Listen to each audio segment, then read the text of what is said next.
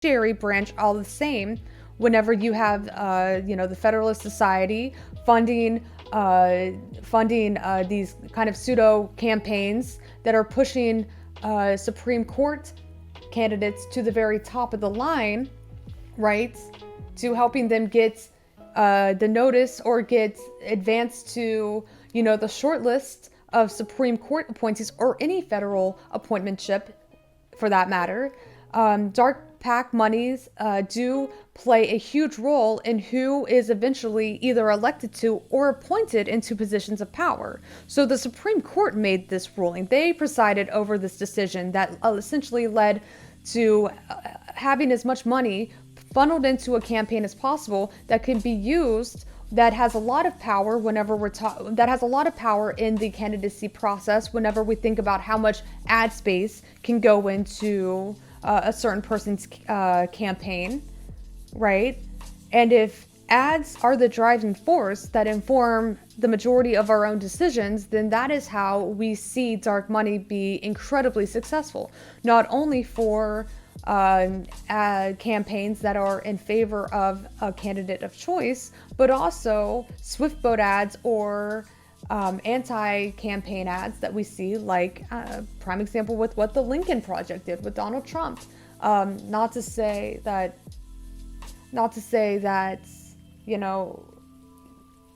I don't know, negative ad campaigning is another thing. Okay, negative ad campaign is another thing. But if we had, in response to the Citizens United decision, congressional support for campaign finance reform, where we no longer allowed for millions and millions and millions of dark money to be put into these PACs that fund campaigns, then that would be a step in the right direction, where you can no longer buy your way into Congress or buy your way into a position of power the way that you can now, whenever you have corporate backing that does support a candidate, that does help a candidate with name recognition, with ad space, with all of the benefits of having almost an essential, with having unlimited funding to put into your campaign. That goes a long way. Think about Shelley Moore Capito and Paula Jean Swearengin. Paula Jean Swearengin had very little campaign donations, and that did not help with going toe-to-toe with the powerhouse that is Shelley Moore Capito in the West Virginia Senate race, right?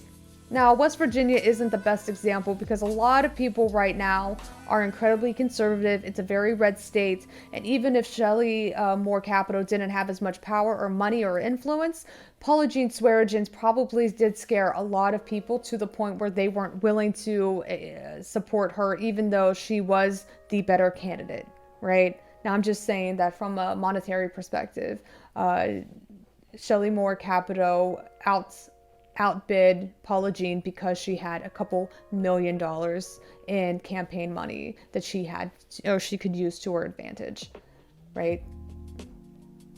So go ahead and fix the crony capitalism if you can.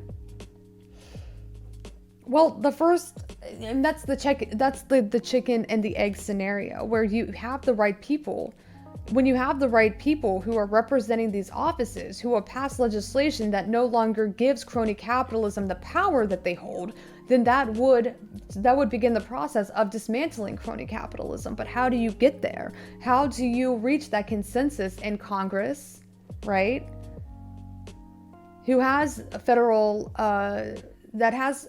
authority to craft legislation that runs across the board that would work to begin that process of eliminating crony capitalism in the way that we would need. I mean, that's how crony capitalism, okay, so think about like how did crony capitalism start to be? Like, where did crony capitalism come from? It came from legislation. It literally came from legislation, some executive decisions made as well. So you could dismantle crony capitalism in the same way that crony capitalism was built in Congress with federal legislation. But how do you reach a consensus in Congress where you have enough good faith actors working together to dismember crony capitalism, right? whenever we have campaign finance or the lack thereof, we have the green lights. There's the green light because of the Citizens United decision that ultimately allows millionaires and billionaires to buy politicians to represent their interests, and they tend to win. Or they're currently serving seats right now. They're currently serving sessions right now.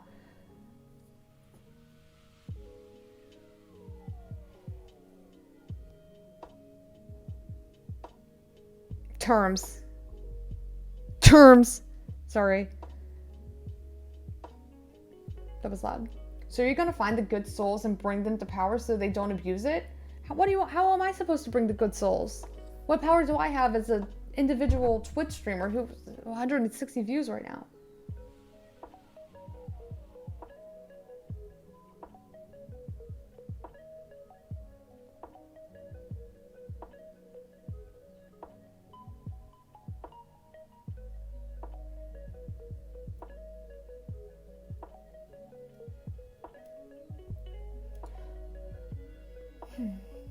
Crony capitalism is a hydra. You cut off the head and it grows back with a vengeance. Sherman Antitrust Act and whatnot was supposed to curtail shit back in the early 20th century, and now we're in the same position we were back in terms of extreme wealth inequality.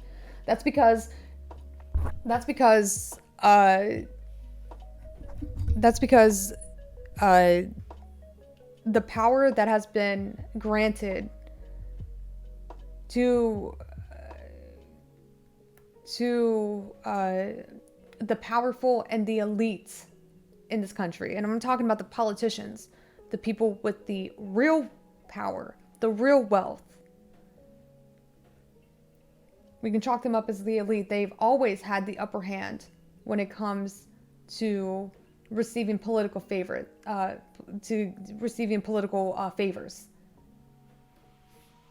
Can I give you my take on it? Yeah, sure. I'm trying to do two things in once, chat, and I'm not very good at it.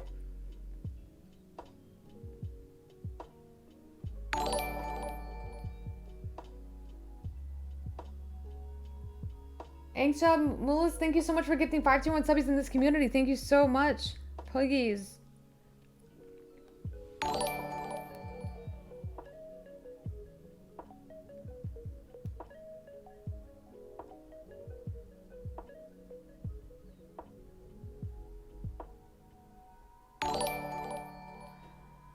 We do not have crony capitalists because we do not have enough. But do we not have crony capitalists because we do not have enough capitalism? Rephrase your question, Jib Jibby. It does make sense, please.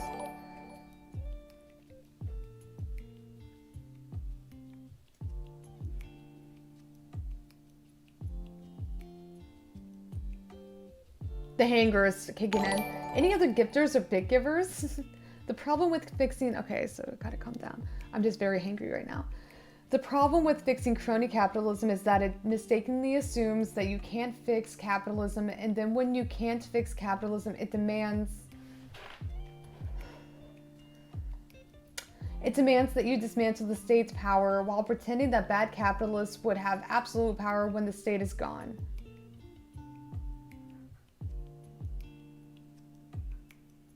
I don't think that with my assessment or my analysis that this leads to automatically fixing capitalism. The question was fixing crony capitalism, not capitalism, which is a big difference. I mean, they're one and the same, but we're talking about how do we begin the process of not allowing for crony capitalism to play a role in our ultimate decisions that we make in Congress or within the executive branch of governments, like we saw with the tax reform bill passed under the Trump administration that was essentially giving Trump's crony billionaire friends slews of tax breaks that ultimately will affect the lower and middle class or the working class in America within the next 10 or plus years. Pocket Knife Surgeon, thank you for gifting the tier 1 subby.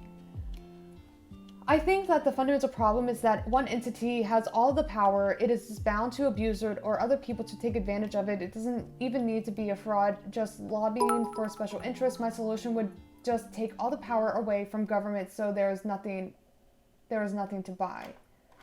So you're taking the libertarian response, where you're saying that if you take away the government's ability, you're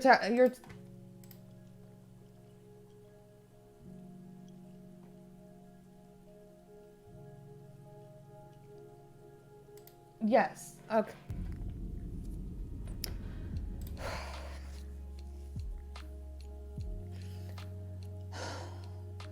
So you're saying what little government oversight and regulations we have in place for workers, like OSHA, like a federal minimum wage,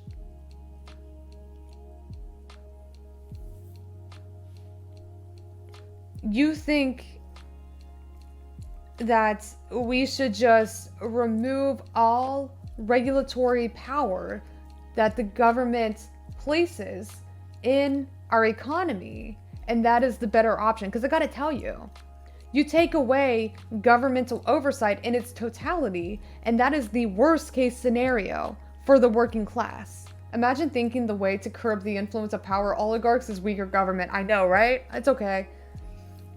We're learning here. Just give all the power to the corporations. That will do great. And listen, we're trying to be nice here. We're trying to be nice. We're thinking through this. I'm saying crony capitalism is a myth.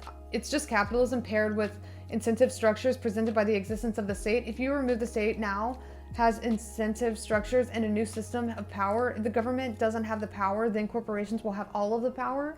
There was no fix without abolishing capitalism itself. The question wasn't like, how would you go about it? No, I 100% agree that dismantling capitalism is necessary to remove crony capitalism. But the question was, how would you go about eliminating crony capitalism?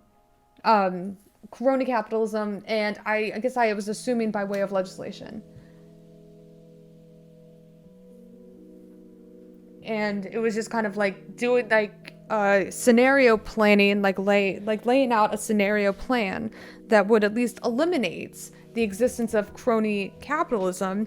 And my mind specifically goes to the tax reform bill that was passed under the Trump administration. Now, of course, I believe that you are not necessarily fixing the problem if you're merely addressing crony capitalism, right? But if we're looking to find the root cause as to why this will continue on seemingly in perpetuity, where crony capitalism does have the upper hand when it comes to political power because it's bargaining power over legislation, right? Then this is how it could be stopped from a legislative perspective, of course, by looking at how they have the ability to wield their power in the way decisions made like Citizens United, how we could go about making these solutions like campaign finance reform. Of course, I am thinking only in terms of electoralism, which is, you know, in some respects a big no-no, but yeah, never mind. Level 2, hype train, 44 down, 44% down, 1 minute and 20 seconds left. Do we have any gifters in this house?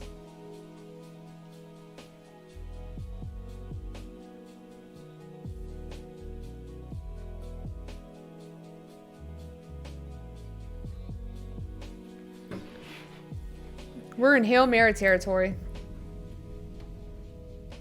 Concentration of wealth yields concentration of power, particularly so as the cost of elections skyrockets, which kind of forces the political parties into the pockets of major corporations. And this political power quickly translates into legislation that increases the concentration of wealth. So fiscal policy like tax policy, deregulation, rules of corporate governance, a whole variety of measures, political measures designed to increase the concentration of wealth and power, which in turn yields more political power to do the same thing. That's what I'm talking about, this cycle of perpetuity. It's right here. Thank you, Simp Daddy. This actually is quite helpful. So we have this kind of vicious cycle in progress.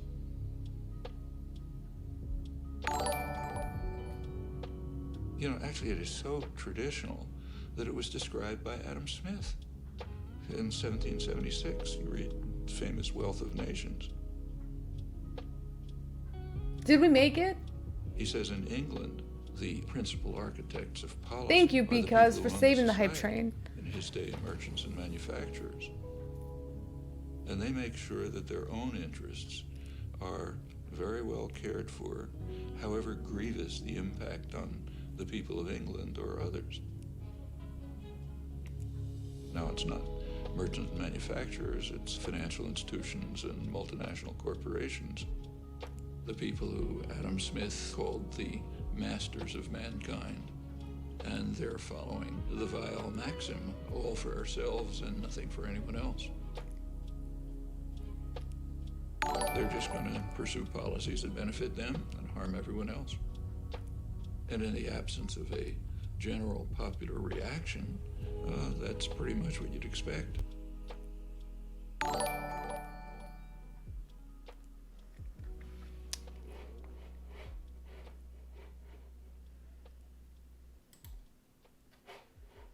Simp Daddy, thank you for gifting a tier 1 subby.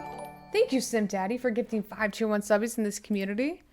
Noam Chomsky definitely put that much better than I did, but that's precisely what I was saying, is that you have this cycle that's continuing on seemingly in perpetuity, where you have those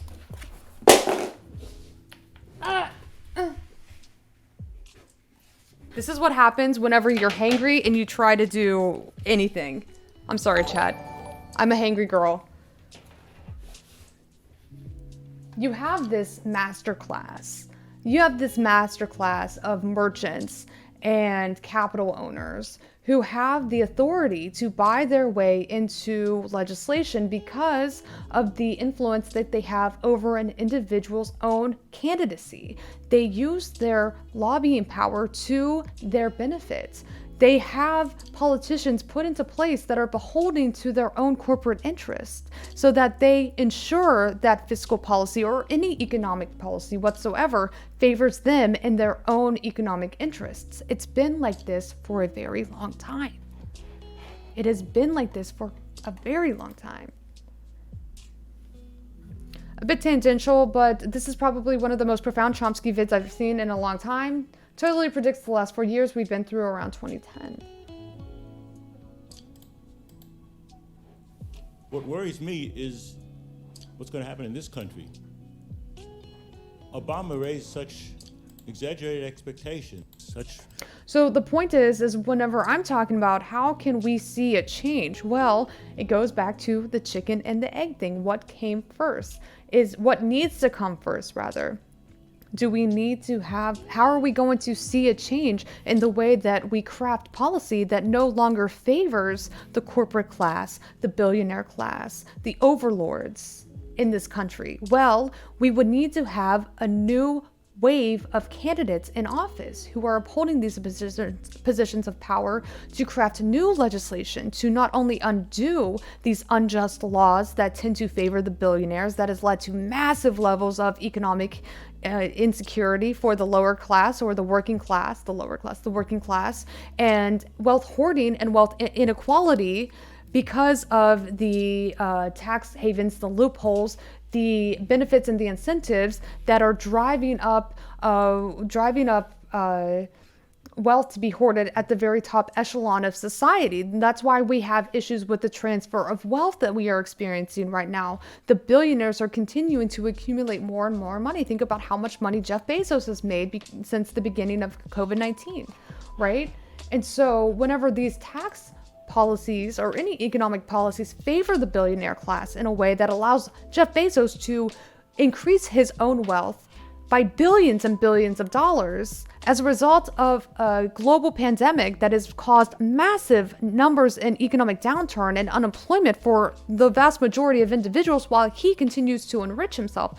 Well, those are the policies that we're talking about that need to be dismantled. So how do we get in the right kind of representatives in positions of power who can redo these policies to craft new legislation that will take away the power that the corporate billionaire class currently holds? Well, how do we fight with the corporate lobbyists and the donors who right now use their billions of money to their advantage to support representatives and candidates who are going to uphold these positions, right? Think about how much money Amazon put into Washington's,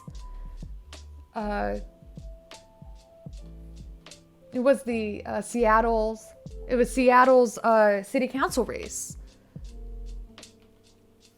Think about how corporations are now funding campaigns at the most local level of government.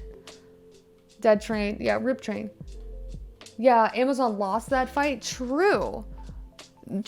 That is one instance where a collective of community members fought back against the corporate candidacy of one person running over another in Seattle, and the people won. That is just one time. That is the exception. That's not the rule. All right? For the most part, large corporations have the upper hand, and they have the ability to run a much more successful race because of the money that they put into the campaign with ad space, revenues, even going on the defensive and unleashing attack ads on their political opponents. That has just as much of an impact of a local or a federal or a state level, any level race, whenever you think about it. So whenever you have somebody who is right now up against a corporate-backed candidate who has enough money to unleash millions and millions and millions of dollars worth of negative campaign ads, what are your chances to be able to fight back against this campaign ad attack that might be hitting all of the corners on the internet, all of the major primetime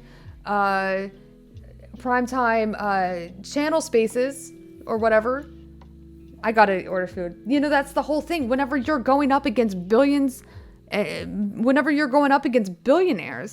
who have the means to shut you down in an election, then how are you going to get into a position where you would put the needs of your constituents first? You would be one of the major architects to rewrite our policies, or rewrite our tax codes? How do you get in that positions of power in the first place whenever the same billionaire class are using their power and their influence to continue to fund campaigns for your political opponents who have the upper hand, who use the power of advertising, who use the power of negative ad space to ultimately win elections? Going up against the millionaires and billionaires again, we're back into the cycle of how do you win? How do you even get to this position in the first place where you can change the rules?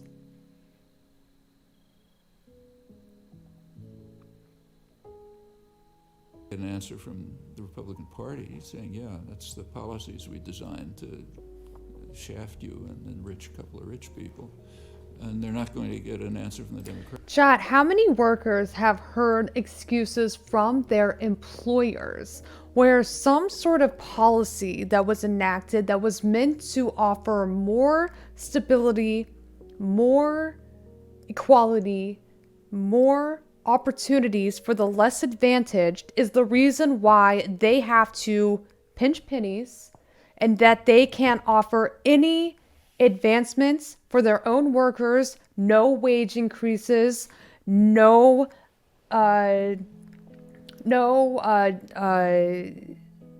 change in benefits. In fact, maybe the benefits package that they received this year is worse than the one that they received last year. All right, if you didn't have a hand go up, let me tell you about my own experience about this, all right? The Affordable Care Act, whenever it was implemented, right, where privatized plans were then doled out by the state in the state marketplace, and this new wave of competition that we saw from subsidized healthcare programs through the ACA, that was the driving force for the changes that I saw in my own benefits package. all right, as an employee.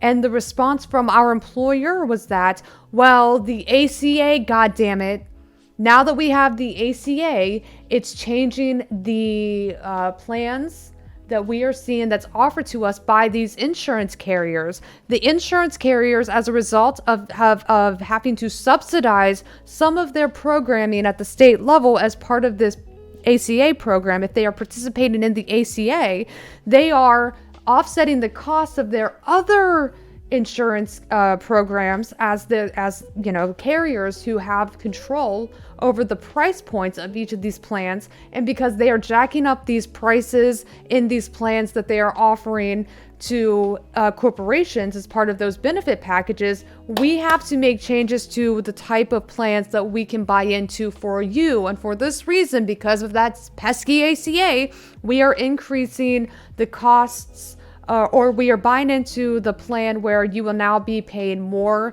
in copayment. You'll be paying more in copayment for all doctor visits and your pharmacy, your prescriptions. Sorry, it's because of that ACA.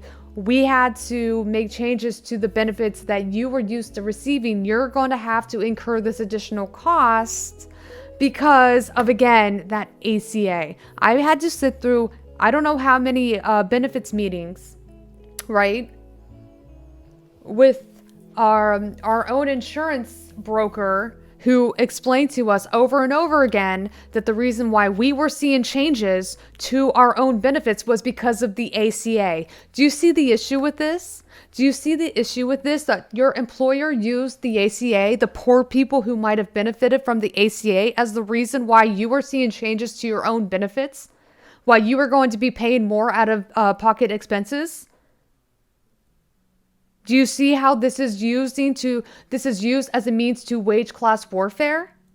Because of a policy that was intended to give underinsured or uninsured people the opportunity to maybe buy into healthcare for once in their life? Do you see how this is done? This is the problem. This is precisely the problem.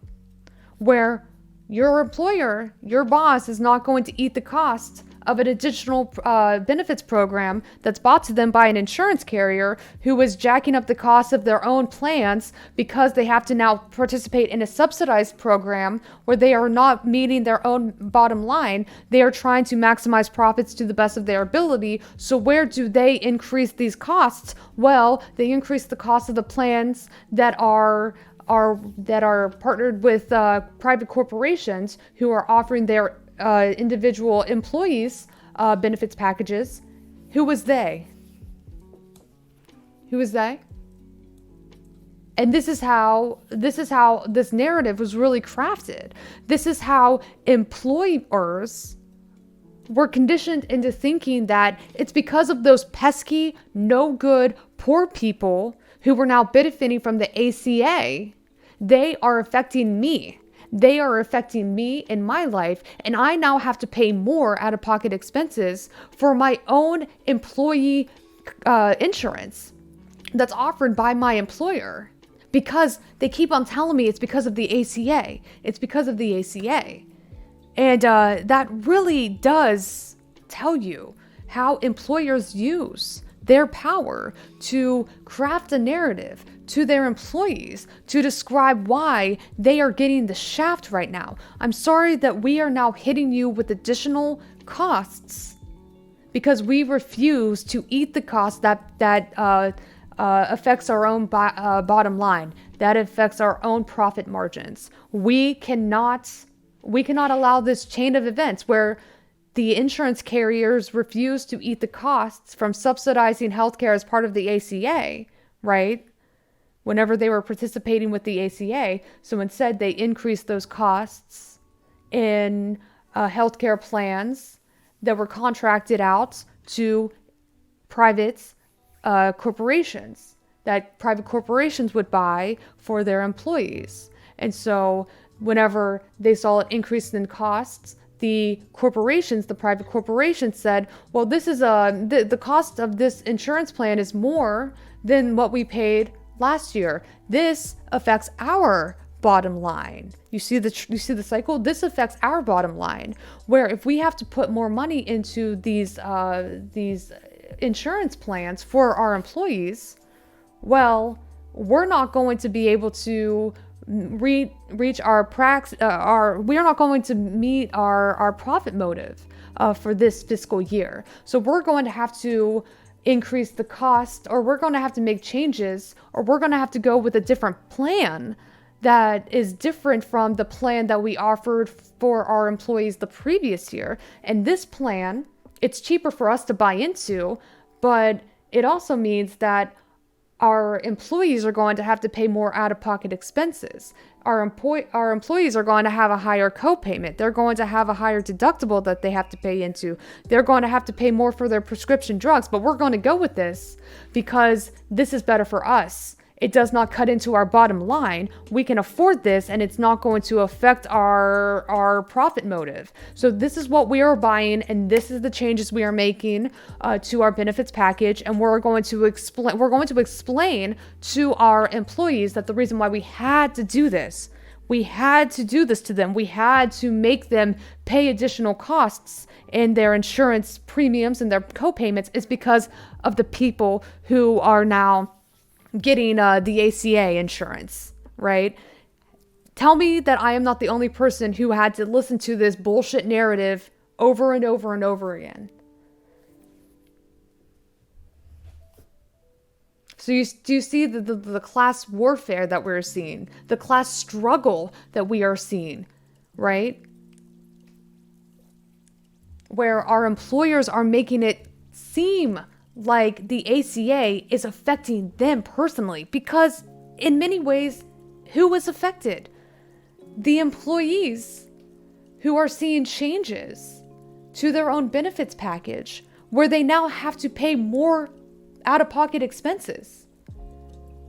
Never had to deal with that, unfortunately. Stupid employers change their health insurance every year anyway. Yeah.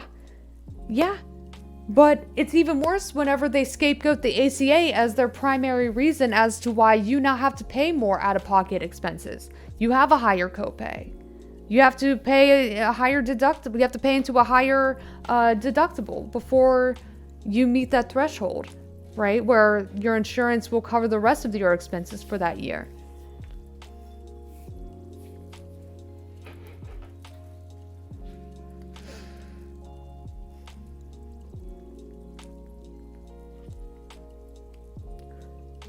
It's all for prescription drugs, or if you get like a strep or something bad. All right, that's outside of the purview of what I'm trying to say.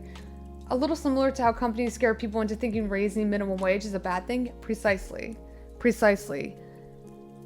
Because anything that could affect a corporation's bottom line is bad.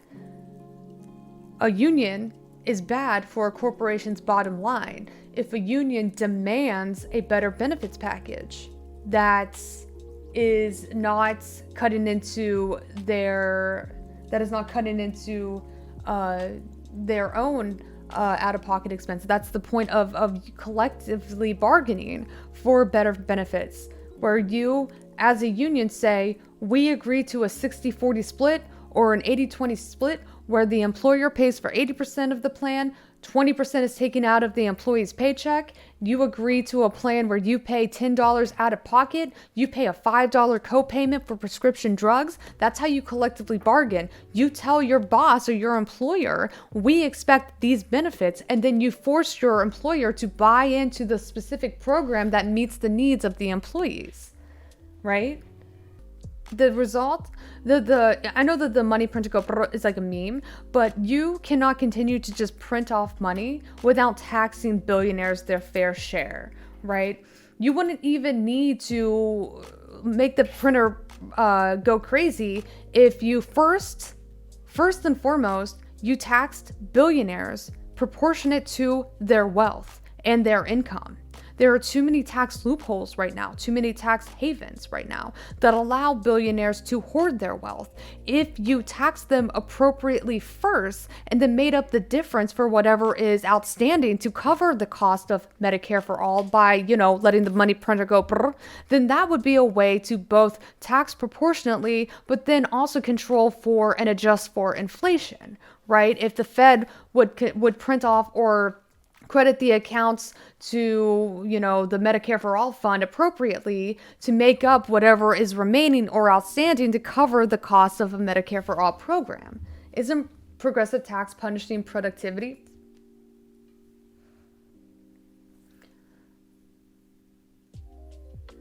Productivity for whom? Productivity for what do you mean productivity? Punishing productivity.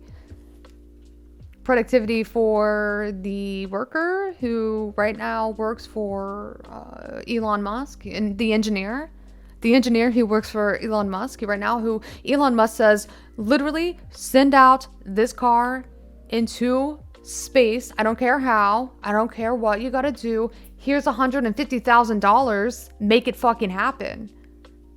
How is that going to? I'm assuming that's the productivity that you mean. So, what do you mean? The issue is that Elon Musk, if he gets hit with some taxes, unforeseen taxes, then what is he going to do?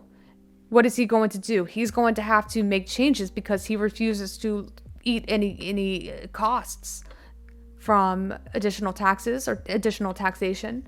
It's because you have listened to, or you are conditioned into believing whatever your employer says to you as to why they have to make changes to their own business model, or they have to make adjustments to their own staff or their own employees, the fate of their employees, because they refuse to lose any money that would otherwise go toward funding better social programs, because they refuse to agree to paying their fair share of taxes. Why are you making up excuses, or you are allowing your employers or the corporate class to continue to use and wield their political power in the way to allow for them to maximize their profits, to increase their profit share in the global market economy? Why do you continue to defend the decisions made by the worst people who have allowed for their workers to be subjected to incredibly harsh conditions, the labor that is necessary for them to continue to build their wealth? I gotta go get my pizza. Why do you continue to defend these actions? You're working for you're most likely working for a company who does not give a shit about you. They would fire you in an instant if you gave them a reason, or if their bottom line no longer allowed for you to be a part of their business model. If you are now cutting into their own bottom line or their profit margins, you might be the first on the chopping block. Why are you defending this?